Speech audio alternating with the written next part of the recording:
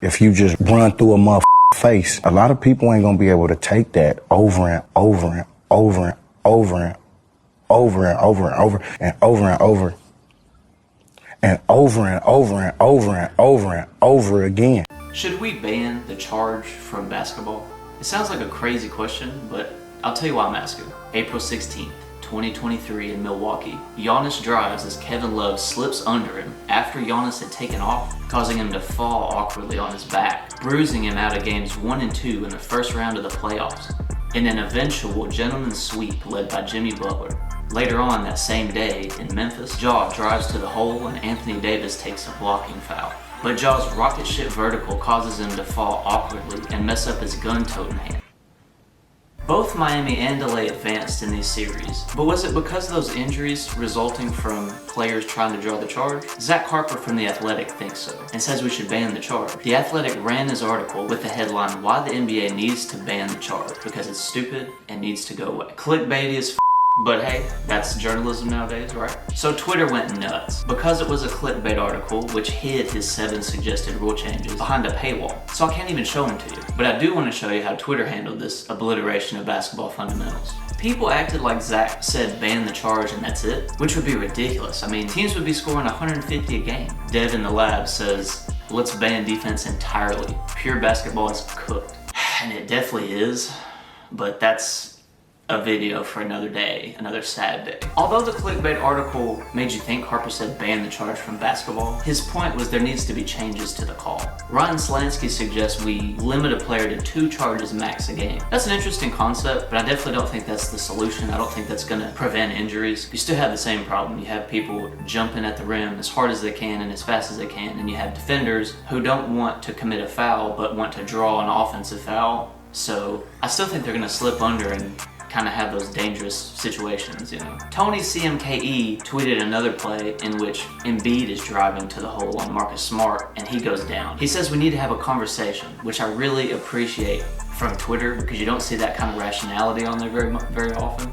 Kudos, Tony. Sam Cooper says an outright ban of the charge would be the most disastrous rule change this league has ever seen. And I don't understand how so many otherwise smart people in this app seem to support it. Sam, I'm with you, dude. Why is there so many stupid people in this app? Like, good God. Man, you got a point. If you ban the charge and that's it, you just get rid of the charge altogether, basketball's done.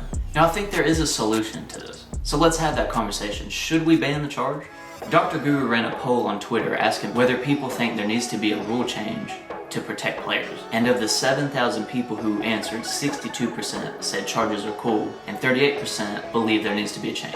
And personally, I'm with the 38%. I think there should be some update to this rule as well, especially given the league's motivation to protect players. Like you have to let an offensive player land, ticky-tack fouls in the regular season where there's not a lot of physicality, but they still call fouls just because, I don't know. I feel like the game's going in a little bit softer place. The problem with this is that offensive players already have an entire rule book on their side, so how can defenders deal with this? What is the charge and why do we have it in basketball? A charge is when an offensive player barrels into the chest of a defender who's established his position in the path of that offensive player before contact is made and outside the restricted area. If the defense gets in the offense's path after the offensive player is taken off for a shot or a pass, then it's a blocking foul, impeding the offender's natural path to the basket. In other words, as a defender, you have no right to slide in front of a player who's already jumped for his shot or his pass. At CS Design says, I more so hate that refs flip-flop on what they call it. One play it's a block and the other it's a charge. It's one of the most subjective calls in sports.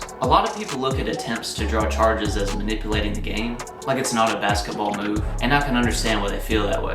It looks like an intentional foul because the defender is intentionally putting his arms down and standing in front of the guy barreling to the hole. Mo Dahl says, being a traffic cone is not playing defense. And I like your mentality, Mo. I'd rather a defender try and go up and block the shot, or go for the ball, rather than just standing there impeding the offender's path. But there's a bigger problem here. I don't think trying to draw a charge is manipulating the game. I think flopping is manipulating the game. The reason defenders try to draw a charge is it's much easier to draw an offensive foul than it is to play defense and get called for a foul themselves, possibly sending the other team to the free throw line. The league just gives offensive players too much of an advantage when it comes to getting fouls on drives. So when you're talking about a solution to avoid injuries at the basket, like the ones we're talking about, you have to allow the defense to play defense. So I think the league should look at how refs call fouls at the rim and allow a little more hand checking as an offender drives to the basket. The charge call has been in basketball since 1928. The thing is, guys weren't jumping 70 inches back then. The game was less dangerous because of the lack of athleticism. I mean, if you can't jump as high, you can't fall as hard. Oh, Bango Burner says, comments are disingenuous. No one's asking to remove all offensive fouls. The league needs to stop rewarding sliding under airborne players. They already do it for jump shooters. I want certain charges removed so actual defense will be played.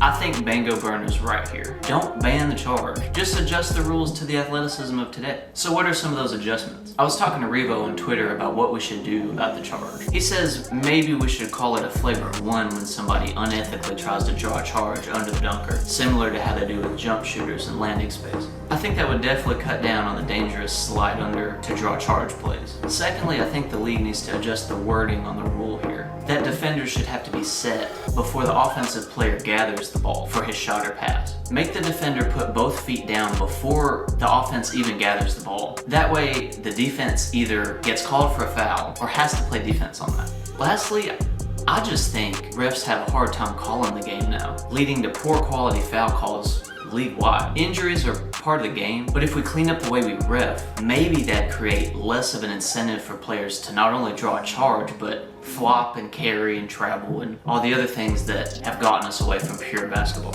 I really wish the league would do this. Refs get a video team behind them of refs who watch and make the call in real time, along with refs on the floor.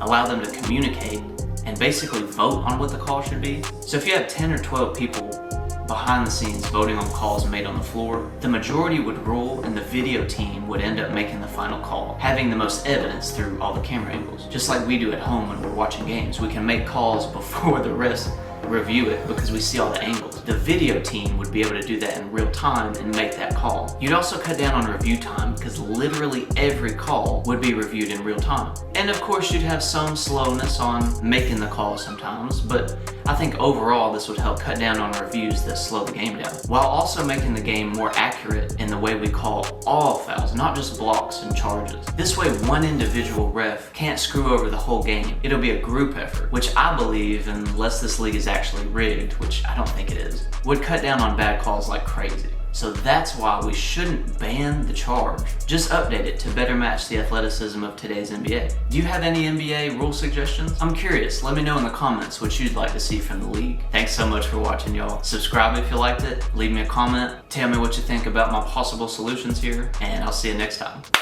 Cool. Okay, let's edit this.